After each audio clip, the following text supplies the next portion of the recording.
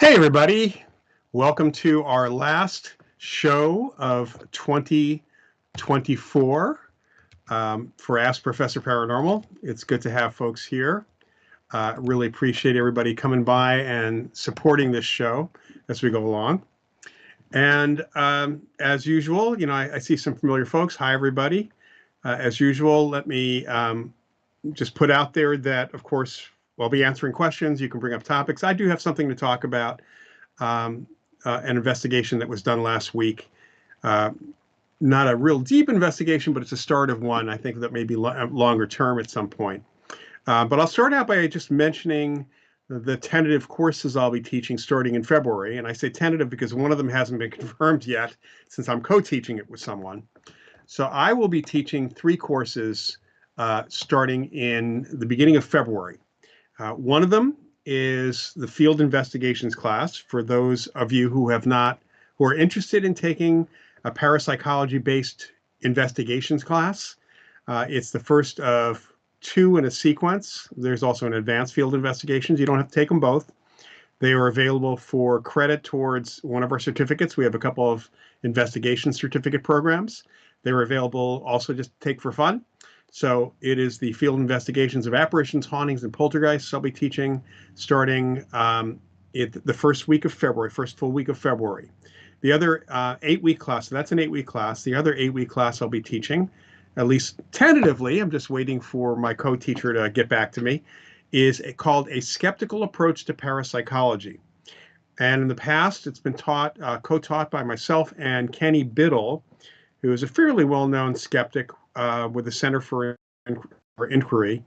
And Kenny has a really good blog. I approached him several years ago. We've taught it a couple times together already. Granted, he's a little bit more on the side of a little bit more on this belief thing, but in a good way, I think. And we've gotten along really well. In fact, I hate to say it because I hate to admit this, but when I've seen via Zoom his office, it puts what you see behind me to shame. I mean, absolutely. And I have a lot more stuff around here too that you're not seeing, but he put it to shame with all the toys. So we're kindred spirits in many respects.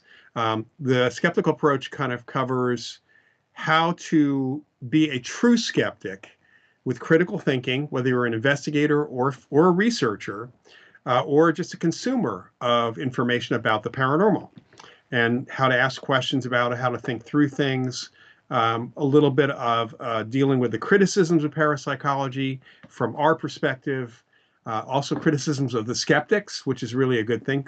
Kenny has been critical of some of the other so-called skeptics as well. So I'm hoping that this course is going to be on the schedule. I'm just waiting to hear back from Kenny.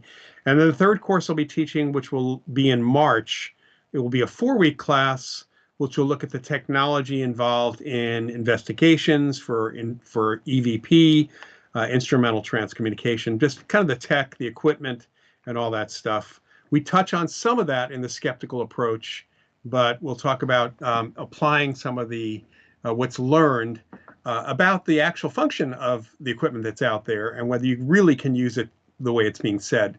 It's by the manufacturers, told by the manufacturers. So that actually is a kind of paired with the field investigations class anyway. So those are the 3 classes I'll be teaching. Like I said, I'm just waiting for confirmation on the skeptical class. It is a fun class, I think. And Kenny talks about his investigations of certain places and the technology. There's a lot to be learned there as well. But I enjoy, of course, teaching the field investigations class. So it's good to see everybody here. It's good to see you. Welcome back, Lapaka, Mysteries of Hawaii. Good to see you again. And a number of folks that I know pretty well. Good evening, Sandra and Jody and Liz and Stacy and Tina and Paul and Ms. Niz. Everybody, just really got to everybody. Susanna, okay.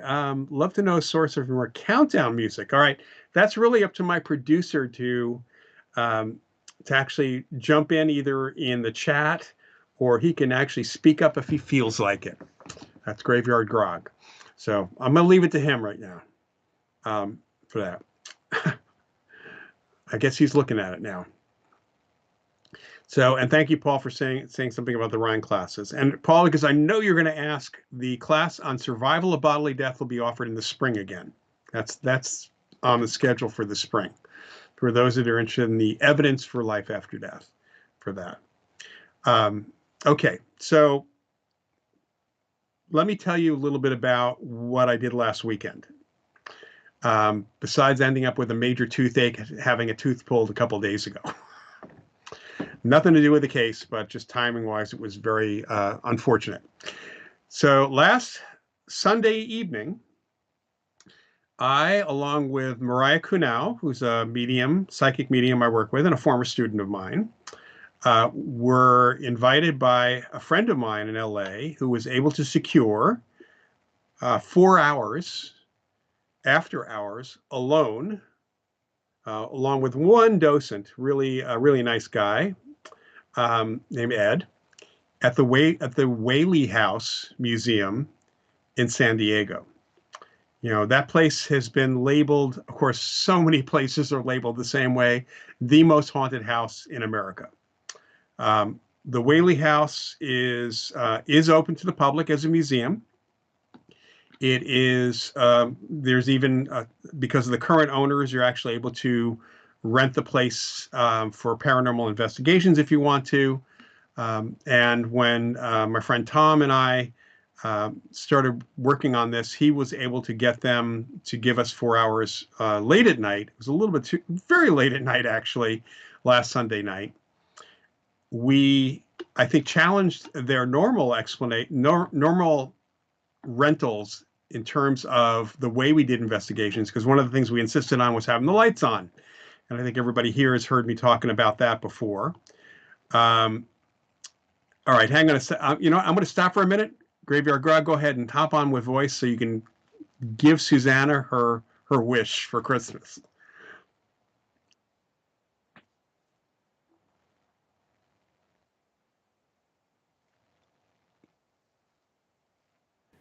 Okay, should be able to hear me. All right, Yeah. guys. So the source for that audio, um, I actually don't remember. I've had a bunch of audio files that I kept archived for a really long time, and when I was coming up with the intros and everything for the show, I went through those and I'm listening to something that just sounded right.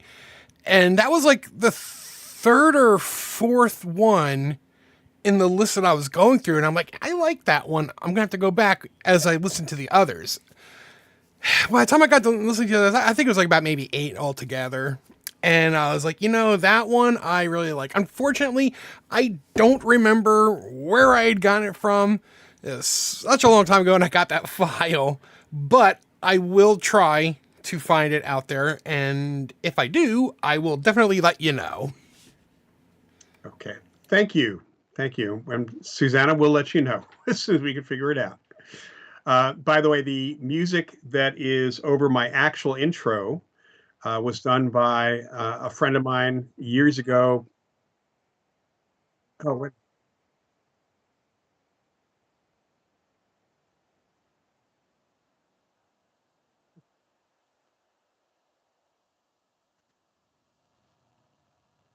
Okay. So I was hearing a playback of that just now. Anyway, the music over the intro was done by a guy named Eric Brad, who was a friend of mine and one of my magician friends back in the early 90s. That was done for me as kind of a theme song for a video I did, which you can actually find on one of my YouTube channels. It's a 1 hour lecture on ghosts. It was done in 1999, called Exploring the Real Life X-Files Ghosts. And you'll find that on youtube.com/Prof Paranormal. Not Ask Professor Paranormal, just Prof Paranormal. I have a few lectures there.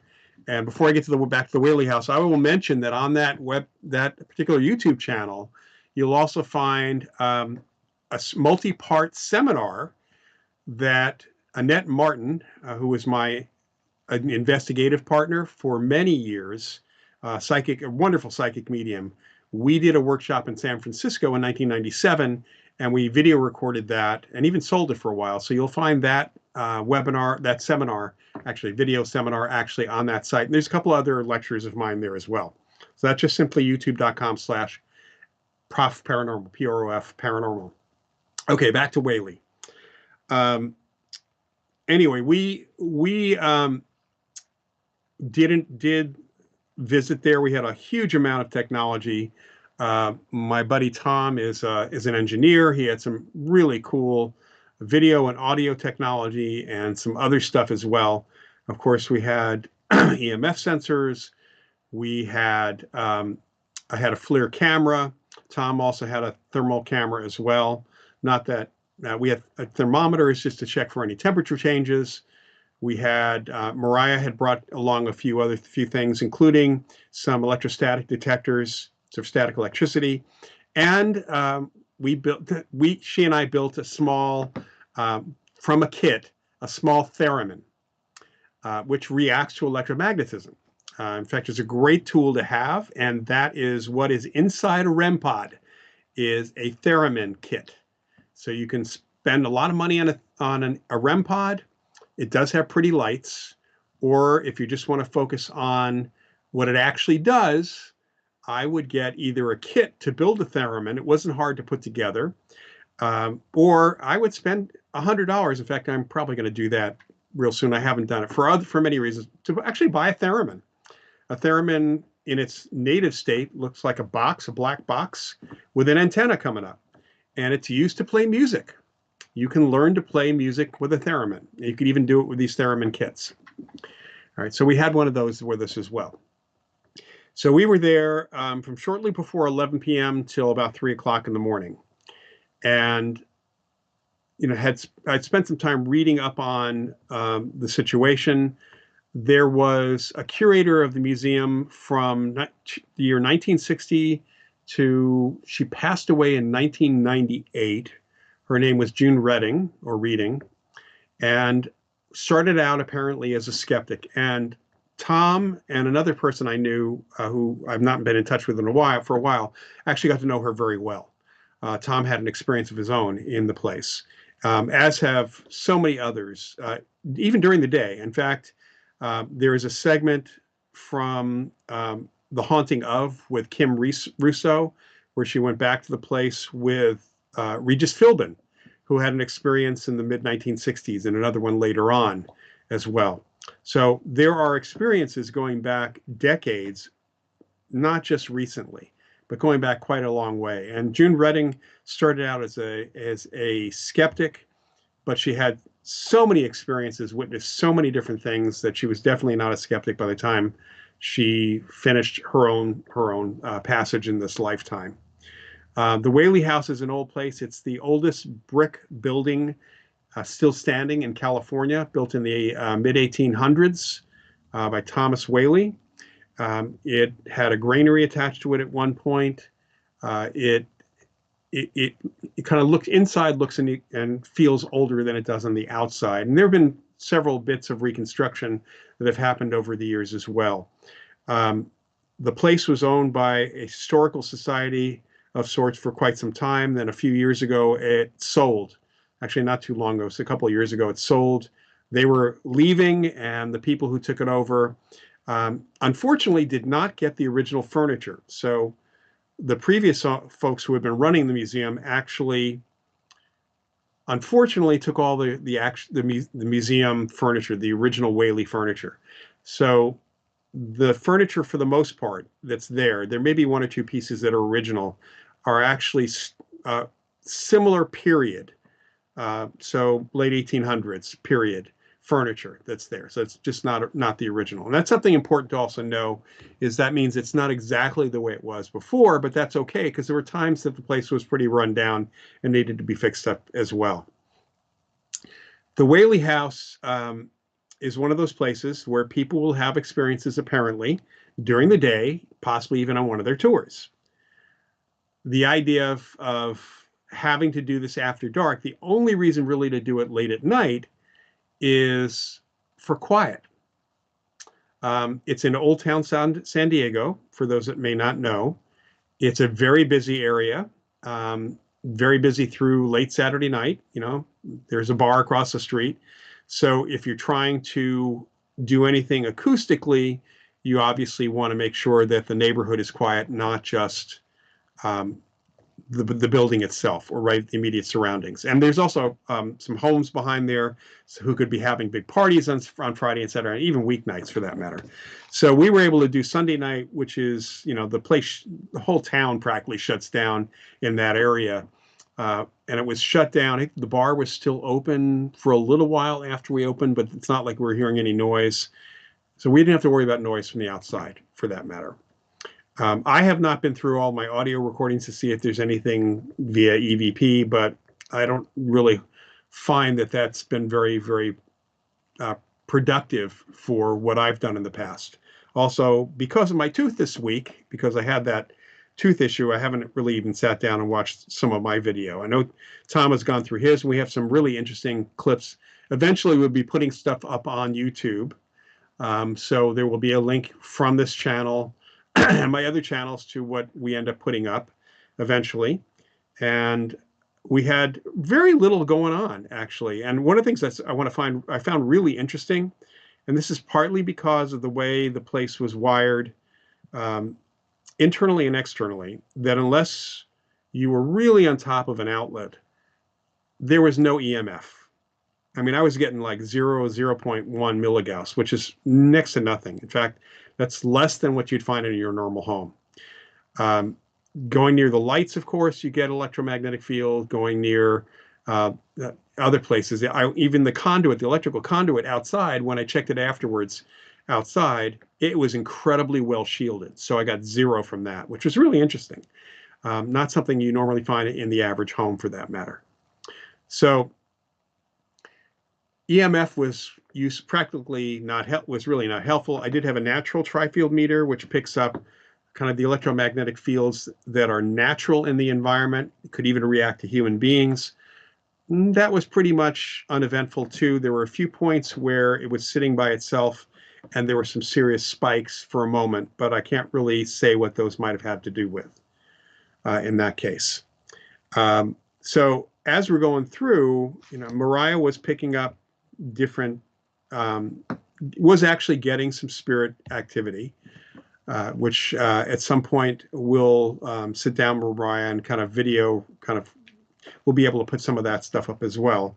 But it was really that last hour where we sat in the music room downstairs, which is actually where Regis saw his figure, his kind of wispy figure, as did his buddy who was a Marine, and also where Tom had an experience and other people had experience of seeing something. That's where we actually got some activity towards the very end. And it just may be that if there were spirits around that night for the Whaley house, they were just simply watching us for a change. And what we had happen, which was pretty interesting, was the theremin itself started going off every so often. And then at the same time that was happening, a few feet away were a couple of devices that showed electrostatic activity. And those were going off kind of in a wave with the theremin. So there was something kind of passing through or moving back and forth every so often. It was not frequent, but not very frequent. It happened multiple times. So we'll have some stuff on that as well. So, in some respects, it was a little disappointing that we didn't have a lot of activity, but having heard so much about, read so much about the Whaley house, it was really kind of cool being there and being there alone. One of the bizarre things, however, was that as I think most of you know, because of me, I like to investigate in the light because there's no reason to turn the lights out. It would have been stupid in a museum to do that without night vision goggles, because we could conceivably break something, including ourselves. And the other thing, and I'm going to check the comments here in a moment. The other thing was that the lights themselves, many of the lights flickered, as if they were candles instead, or gaslight. And there was a chandelier that absolutely was set up that way, that you could see the bulbs, and they were the kind of bulbs that look like candles because they had the filament flickers quite a bit. But there were a number of other lights that were flickering and apparently had to do with the electrical system. At least that's what we were told by the docent. I don't know if that's really the case, but it was enough light it just made the video look really weird, kind of going in and out in terms of not complete darkness, but it was, light and then a little bit less light and so on. So that was pretty bizarre. It would have been nice to actually have full of actual lighting in the place, not to something similar to daylight. And it'd be great to be there. In fact, we talked about whether or not at some point we could get there early in the morning before they open up. Not that I'm a morning person, but I think that would be really interesting, since a lot of people, including June Redding, said that a lot of things happen before opening. And I know that's the case in other places as well. Not after dark, but early in the morning. Okay, that's my spiel on the Whaley House for right now. I'm going to see, let's see, Susanna, I wonder if anything might have been attached to the furniture. That's possible. The furniture's been gone for a couple of years. People still had experiences, but that is very possible, of course. And the fact is that June herself, June Redding, pointed out that a number of the experiences they had were repetitive enough at the same time of day or night or evening that she believed that they were more haunting, residual hauntings. So not so much the conscious entity stuff.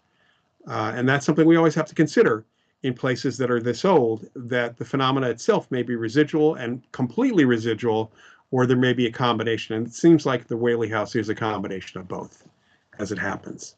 And yes, Jody, it was a demon tooth, because it was sure bothering me while I was at the Whaley House, and for that matter.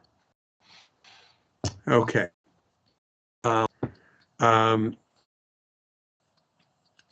Watching Grimm lately, Sandra. Music is similar. Yeah, my friend Eric started his music before Grimm, but when we were talking about the kind of music I wanted for the intro to that video, I wanted some organy type thing, which is kind of haunted mansion-y, and that's what he kind of did for me, which was good.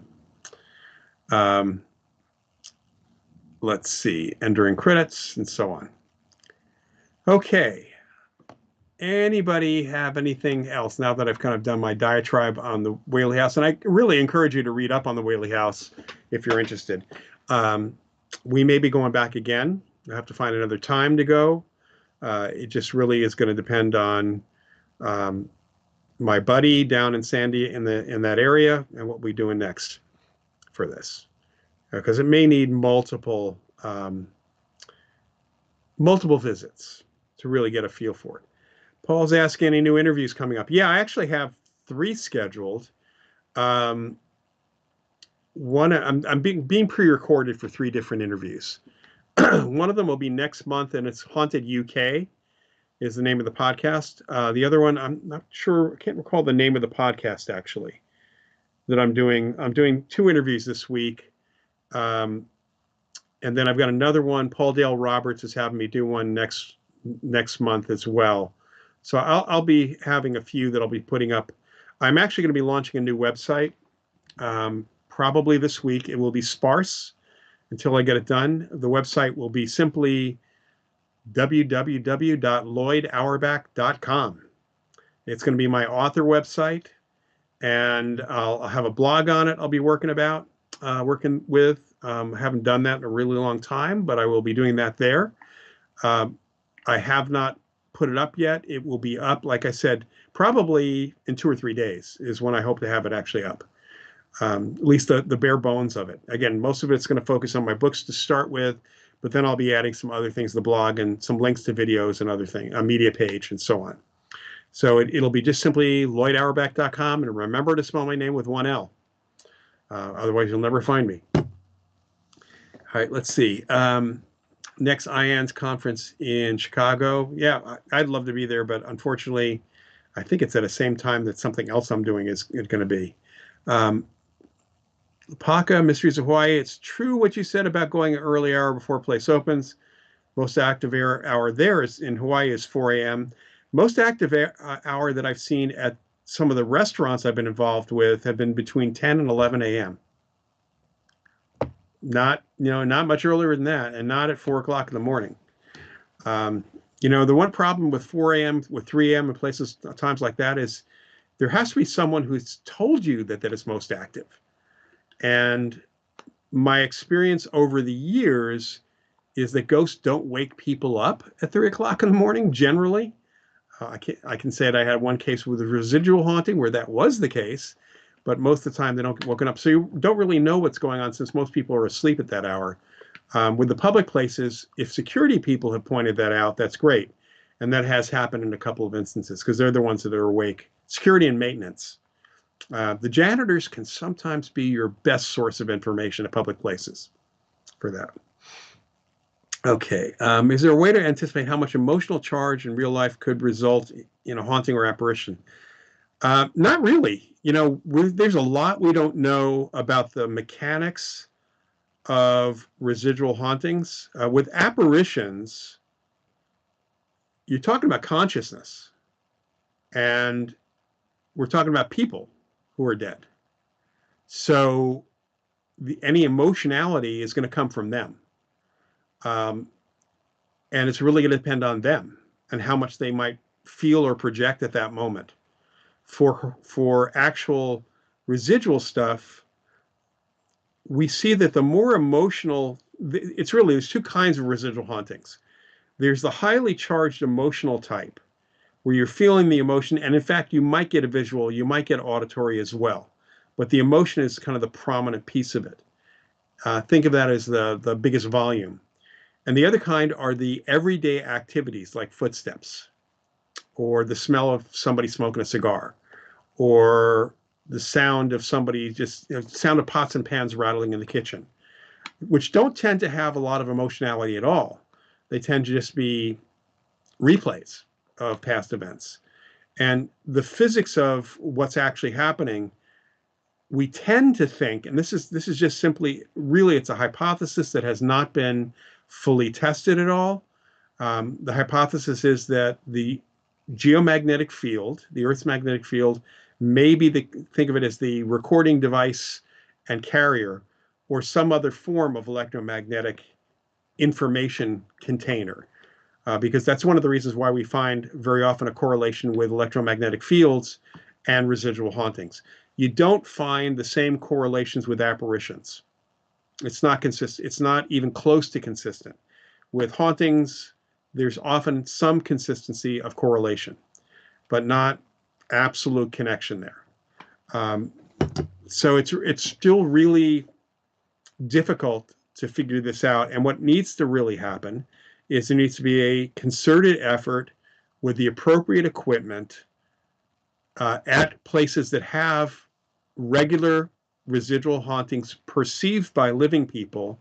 We need to take a look at what's going on in the electromagnetic environment.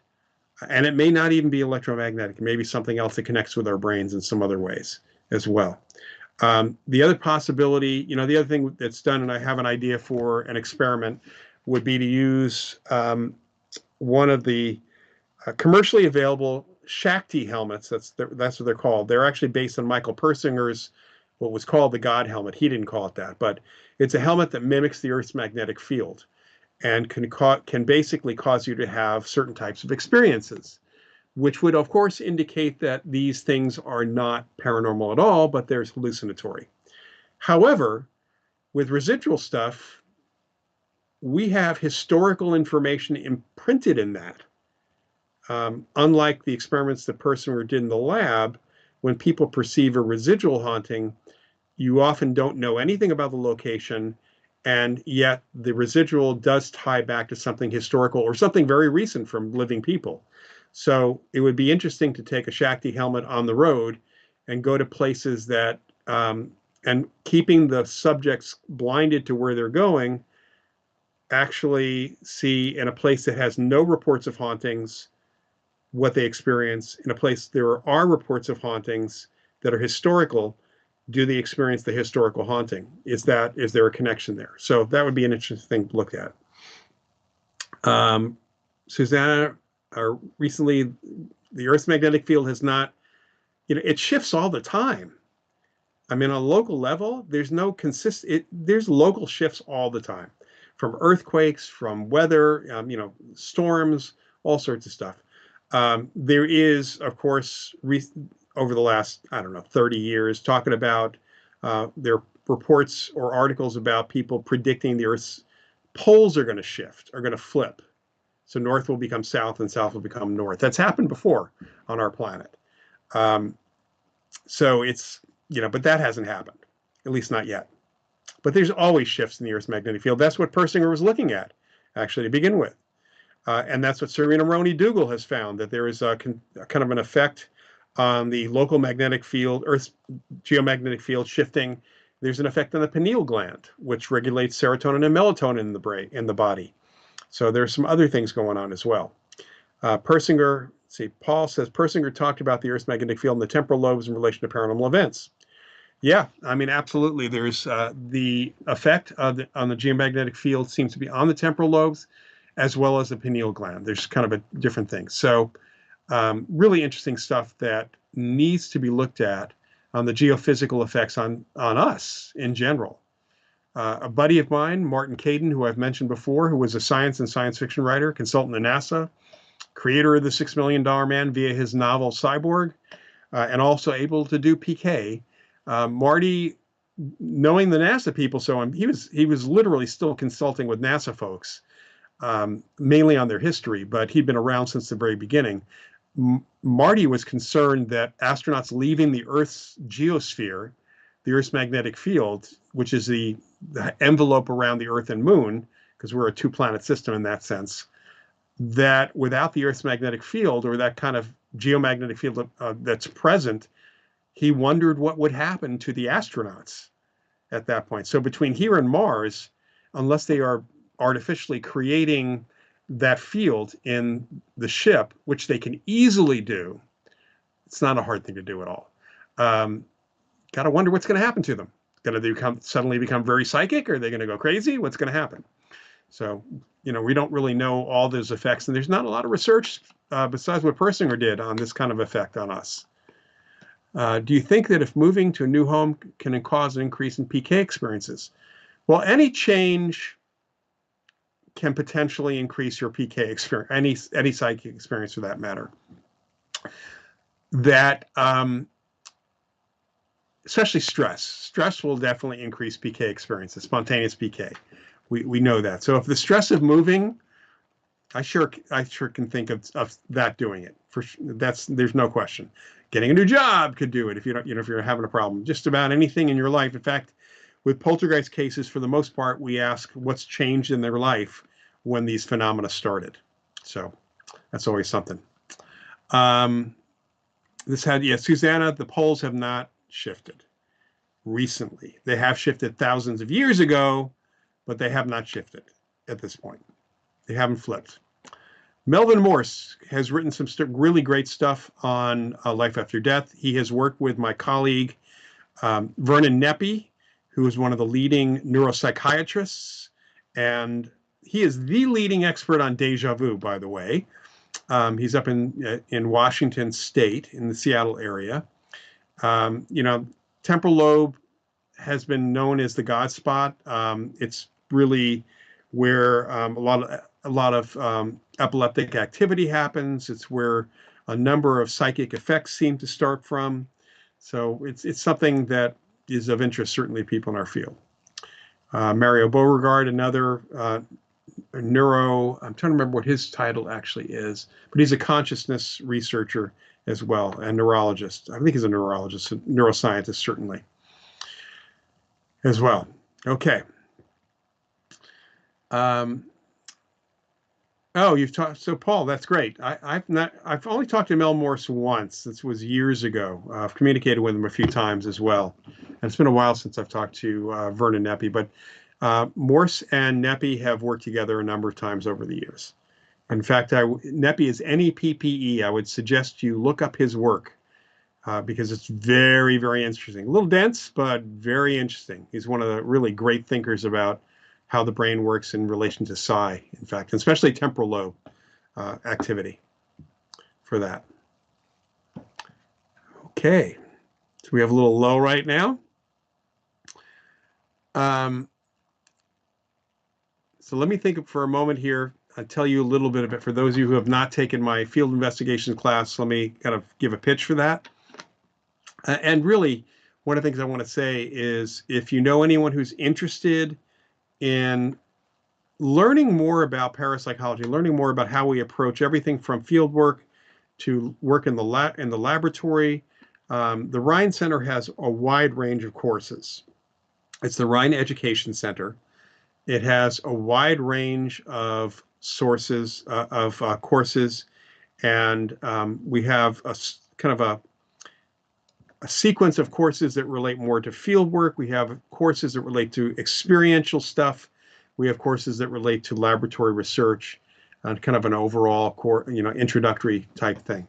You do not need to have taken the Intro to Parapsychology course first to take any of the courses.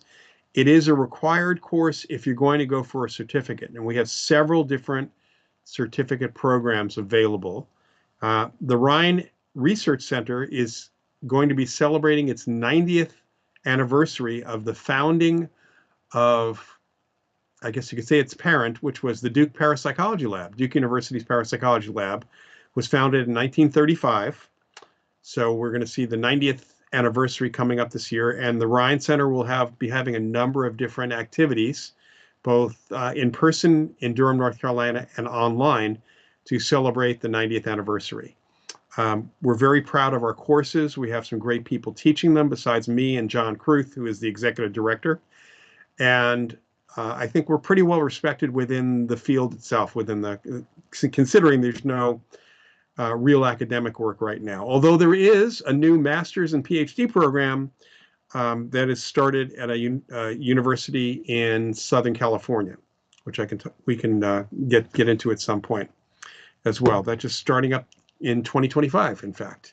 Jeffrey Mishlove is involved in running that one.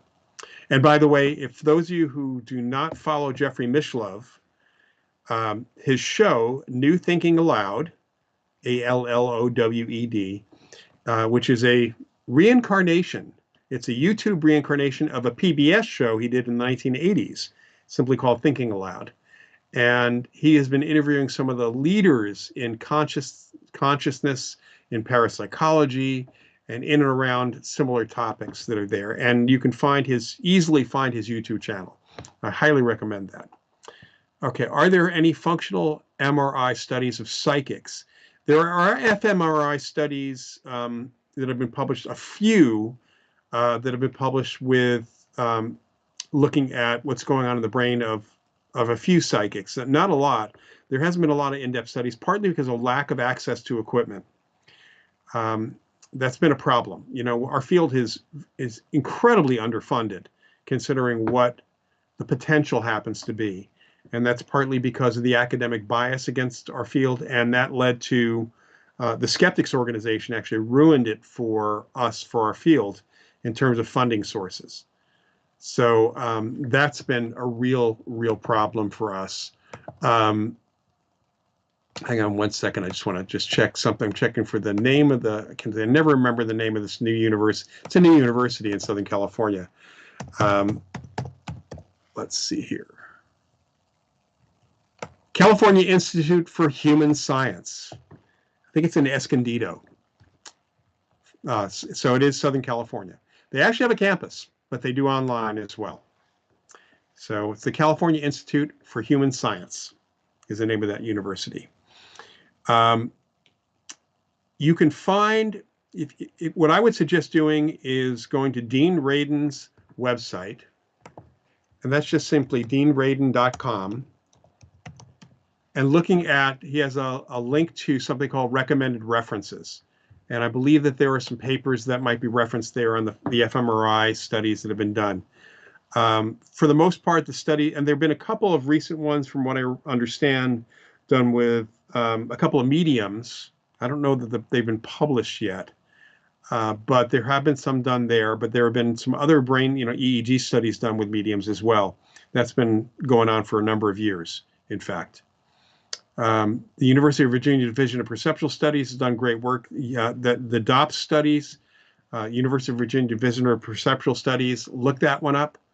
That is a great source of information on studies relating to life after death of all types. So they were mostly known for reincarnation research back through 1960, but they've been doing research on apparitions, on near-death experiences, out-of-body experiences, mediumship, all of that.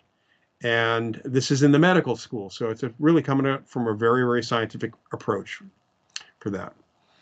Um, let's see. Susanna, when you knew Mel Morse, he was doing a lot of research in pediatric near-death experiences. He started out with near-death experiences, but he did work with Vernon on other things as well. And he is one of the main names, I think, in research on NDEs these days. And he did write a couple books on that. Or he wrote a general book on evidence for life after death as well. Podcasts like Unraveling the Universe, which I've been on. What the F just happened? I've been on that one. Seeking Eye, I don't know of. There's a couple of others I don't know of as well. So Paul, let them know I exist. Some of the others know I exist. The California Institute for Human Science is not an offshoot of CIIS. I don't know what the relationship, or if there is a relationship. They are not an offshoot. They're a completely new institution that is, by the way, fully accredited by the Western Association of Schools and Colleges, by WASC. So it is the degree program is accredited. It's a specialization, master's program and PhD specialization in parapsychology. But the degree itself is psychology. All right, so that's not a degree that says, it will say probably master's in psychology, specialization in parapsychology, which is also what the University of Edinburgh offers for their PhD program. So there's not really a degree specifically in parapsychology in the United States at all for that. And Paul has mentioned a bunch of other organizations as well. Happy to, I think we have a link in the description to a download you can get on my resources. There's also a resources list in my second edition of a paranormal casebook. There's an up-to-date resources list for that. It lists all of these places as well and how to contact them. And another one is, the Society for Psychical Research does some online stuff, although it's often a little earlier in the day here in the Pacific West, in California. But they do a number of webinars. I really recommend becoming a member of the SPR. Of course, I highly recommend becoming a member of the Rhine Research Center. You do get discounts on courses and other things as well.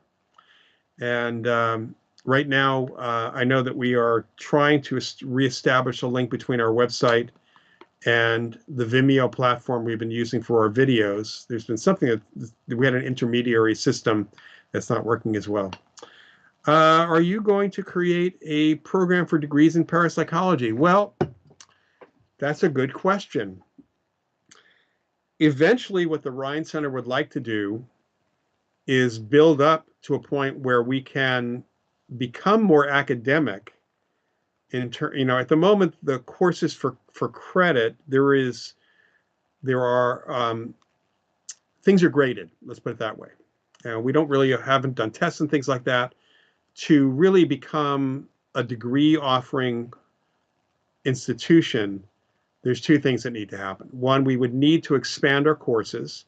They need to be a minimum number of hours. The way the requirements are from whether it's the distance education organization or the accrediting body like WASC, it would be the one on the East Coast. We'd have to have a minimum amount of work that the students have to do to get credit for full credit for an actual either graduate or undergraduate program. And then we would need to get accredited. So it's going to be a while. I mean, I know that John Kruth is interested in doing that at some point. At the moment, our certificate programs are similar to, certainly not as rigorous as an academic program, a fully academic program, but they're fairly rigorous. We don't let students slide. Let's put it that way.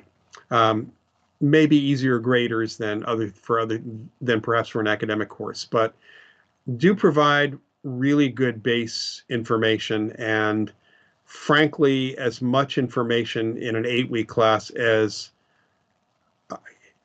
I can't say it's as much as I teach one graduate course for Atlantic University. So for those of you that are interested, there is an accredited university. It's Atlantic University. It's offered. The university is connected to the Edgar Cayce folks. And I have one class that I teach in the wintertime which is a credit class. It is a mentored class as opposed to a fully, I don't do a lecture every week, for example, for that, nor does anybody else there. But the amount of work that students have to do is under the accrediting body and what's necessary for that. So our 8-week classes, I'd say that 2 of our 8-week classes, which are shorter lectures than you would get in a normal classroom, combined certainly provide more information and more work potentially than what the students get in my graduate class, other than perhaps the final paper that they have to write.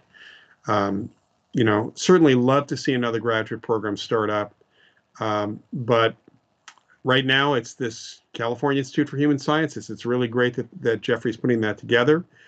Um, we have yet to see, there have been questions amongst many of us who know Jeff as to how deep into parapsychology the courses are going to offer, are going to go. I suspect that a few of the courses will be very deep, but others may not be as deep as what we even offer at the Rhine Center. But it will be a degree in parapsychology, and it'll be an accredited degree in parapsychology. So I know that people in our field, just to let you know, for those that may not know, the Parapsychological Association itself, which is the body of scientific parapsychology, that organization is a member organization of the American Association for the Advancement of Sciences. So it's recognized as a scientific organization. Probably at least a third, if not more, of the professional members and associate members of the PA, the Parapsychological Association, have degrees in psychology because that's what they were able to get. The rest are kind of mixed. So you have people from anthropology, like myself, I'm my undergraduate in anthropology. You have folks coming at it from sociology, from neuroscience, some MDs who might be who are members of that.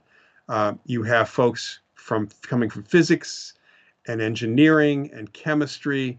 So there's folks from a variety of different places, a variety of different source sciences, which is good because as it happens, one of the strengths of parapsychology is its interdisciplinary nature.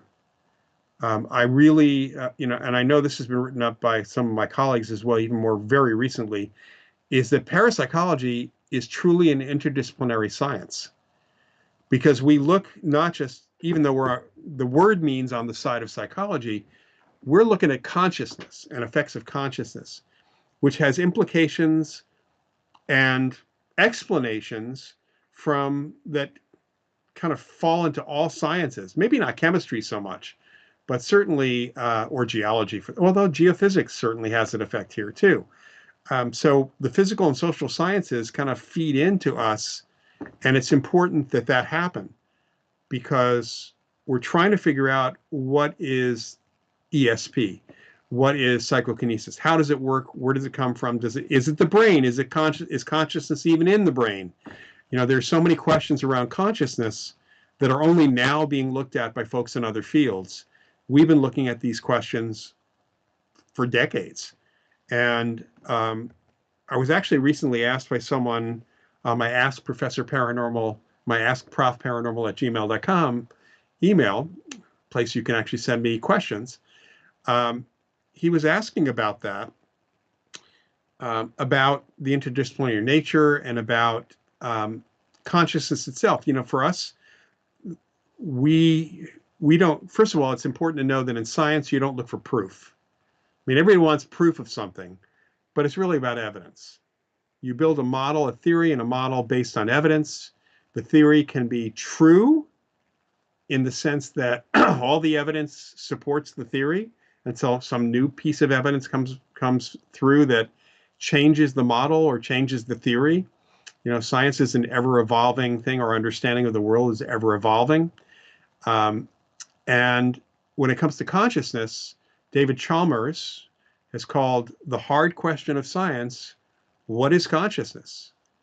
I have people asking me, where's your proof for ghosts? Where's your proof for ESP? It's like, if they're a scientist asking that question, I already know that they're biased. I mean, even the way they ask that question, they're biased. But a good scientist should know you don't ask for proof. Where's your evidence for that? We have plenty of evidence. And some of it may be interpreted different ways, especially the evidence for life after death, the experiences people have. But there's a lot here that we have been looking at. And really, what it comes down to it is parapsychology is really the only field of science that's looking at people's reported psychic experiences, trying to figure out what they actually are. Most other fields of science have simply written them off. So, it's illusion, it's delusion, it's your gullibility, you're programmed a certain way. There's so many bogus explanations that may be true for certain people, but not just generally. Okay, Lapaka should teach courses. I think, at some point, Lapaka, maybe we'll talk about getting a course in there on Hawaiian folklore into the Rhine. I'd like to see actually more anthro-type courses in the Rhine, for that matter. Okay, Paul, have you done investigations in Chicago? Sadly, no. When I was in college at Northwestern, outside of Chicago, my main interest in parapsychology was more laboratory work, and I never did any really ghost walks or, did any of that. I knew about the story of Resurrection Mary and a couple of other stories, but yeah, unfortunately, this was not to be at the time. And the one, I was fortunate that at Mundelein College in Chicago, a psychologist named John Bisaha, who is also a parapsychologist, and another professor there, Brenda Dunn, ended up teaching a 6-week mini course for, like adult ed, that thankfully they put up a poster at Northwestern that I was able to take. And Brenda went on to work with Robert John at Princeton, the Princeton Engineering Lab, after a few years later. But I was very fortunate to actually be able to take that mini course, take the L into Chicago from Evanston, and take that course because they're really, really good lectures and presentations. And I distinctly remember, well, first of all, I was even told about JFK's program thanks to a visiting lecturer, Ramakrishna Rao from the Rhine, was lecturing about research at the Rhine Center at the Duke Parapsychology Lab and told me about the master's program, which got me into my master's program. I don't know that I would have found it otherwise.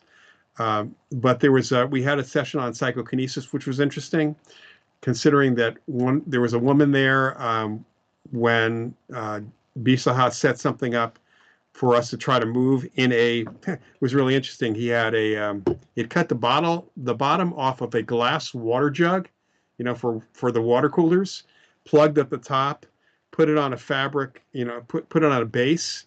And they had something which I later started playing with Martin Caden, one of these little targets where you can try to get them to spin. And he was going to have us all try to make that spin in the middle of this huge water jug. So some woman that was in the class said, "Oh, I can do that." She sat down and it started spinning. And I distinctly remember her making it change directions, which was the first time I actually saw anything PK related under any circumstance that made sense. So I was very fortunate for that, but I never got around to doing investigations in Chicago. Really would have liked to at the time. Other than investigating Chicago pizza. Kathy, good to see you here. Catherine Nadal is one of our leading mediums for the Forever Family Foundation. For those of you who may not know, made it a little bit late, Kathy, but that's okay. We got about 5 minutes left at this point. So anybody else have any last questions? I will mention again the classes we have coming up for the Rhine Center, which should be up at the first week of January. All right, so again, my field investigations class, if you are, the syllabus is actually available if you look at the course listing, even though that course is not on the front page, there's a list of all our courses, and you can actually look at the past courses and see what the syllabus is and what I'm actually covering. And I sure will, Paul. Any new drone info? We don't have that problem here in California, and I guess the big question is why New Jersey? Yeah, that's a real it's a really bizarre thing happening in New Jersey. I I'm really curious as to what's going on and who's flying them and why has somebody not shot them down? That's what I want to know. That's I know they probably get arrested for doing that, but it'd be really interesting to see something happen that, you know.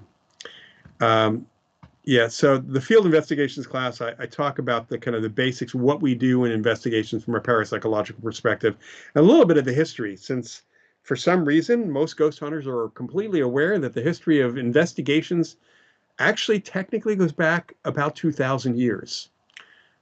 The first recorded investigation of a ghost, of an apparition, was a Termidorus about 2,000 years ago in ancient Greece. So, but for the modern world, it's certainly the 1800s and forward. And there's some good books out there about some earlier ghost hunters as well that I can recommend. So we kind of talk about all of that in the course. And then it's really a practical oriented course, kind of giving you the how to and do's and don'ts, the things you don't do, and also the rationale behind any of the activities that we do and how we do the methodologies and all of that. So what is the reason for doing things? That's important that that's covered as well. All right, happy Festivus for the rest of us. Thank you, Lapaka. And yeah, for those of you who celebrate Christmas, Merry Christmas. Those of you who celebrate Hanukkah, Happy Hanukkah coming up, and every other holiday. One of the reasons why we can say Happy Holidays is because there's like 40 holidays between Thanksgiving and New Year's or something like that. Kind of crazy. Um, yeah, airspace belongs to the FAA. Yeah, yeah. Any civilians shooting down would be arrested if they got caught. I guess. Um, I'm just surprised that that police helicopters haven't shot one down at this point because they could do that. All right, the Rhine classes, please check into them. Field investigations, um, paranormal, kind of the equipment of the paranormal is one I'm doing. Paranormal tech is my 4-week class in March, and then tentatively scheduled for February is a skeptical approach to parapsychology with myself and Kenny Biddle. Fun class. All right. I want to encourage everybody to please go to the Rhine Center website, rhine.edu, rhine.edu, excuse me, rhine.org, rhine.org. You can go to rhineedu.org if you want to see the classes that are going to be there. Again, they should be up hopefully in a week or so. We may have to hold off on the listing the skeptical course until I hear back from confirmation from Kenny Biddle, but we'll have those classes up soon. I will be back in the new year. We'll be starting the every other week again, starting on January 5th, shortly after New Year. We'll be going every other week. I was looking at my calendar every other week until probably the end of May, and then I'm going to have to shift in June 1 week because of some other events that I've got going on in June and July as well. So I hope everybody has a safe and happy week this week, safe and happy New Year, and let's all hope we're going to survive 2025. That might be the new catchphrase. So, good night, everybody. Have a great couple of weeks and have fun with family, friends, and everyone else. Thanks very much for attending. Good night.